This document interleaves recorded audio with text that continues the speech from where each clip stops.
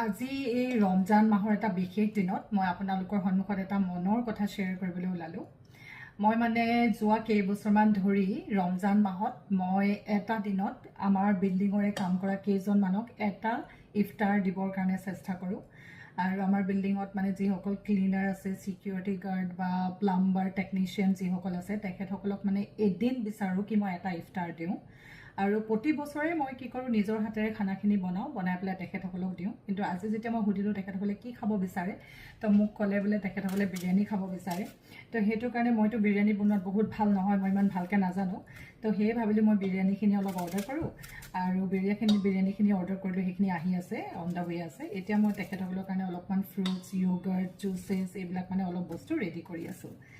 আৰু মানে ময়ো মানুহক অলপ সহায় কৰি বা কিবা কিবি অলপ আমাৰ সামৰ্থ্য অনুসৰি সহায় কৰি মই বহুত ভাল পাওঁ। আৰু যিহেতু এইটো এটা পবিত্ৰ মাহ হয় আৰু ৰমজান মাহত মানে ডনেশ্যন কৰা, অফাৰিং কৰা বহুত ভাল বুলি কোৱা যায়। সেইটো কাৰণে মানে মই এই কামটো যেতিয়াৰ পৰা মানে মই ডুবাইত আছোঁ, আজি কেইবছৰমানৰ পৰাহে মানে মই এই কামটো আৰম্ভ কৰিছোঁ। আৰু সেয়ে ভাবিলোঁ আজি আপোনালোকৰ সন্মুখত এই কথাটো মই শ্বেয়াৰ কৰোঁ।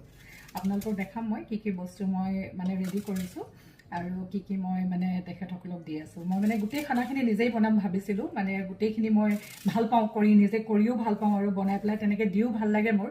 কিন্তু তেখেতসকলে ক'লে বিৰিয়ানী খাব, আৰু বিৰিয়ানী মানে মই ইমান এক্সপাৰ্ট নহয়। সেইটো কাৰণে বিৰিয়ানী আহি আছে আৰু এয়া মই ফ্ৰুটছখিনি আৰু বাকী বস্তুখিনি ৰেডি কৰি আছোঁ। আপোনালোকক ভিডিঅ'টো দেখাম, সকলোৱে শেষলৈকে চাব। চ' এয়া মোৰ বিৰিয়ানী আহি পালে, এইখিনি মই খানাখিনি দেখাই আছোঁ।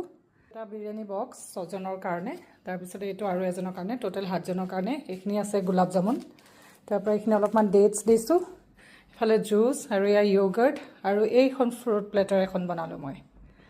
চ' ইমানখিনিকে আৰু আমি মানে যি পাৰোঁ আমাৰ সামৰ্থ্য অনুসৰি তেখেতসকলৰ কাৰণে আগবঢ়াইছোঁ।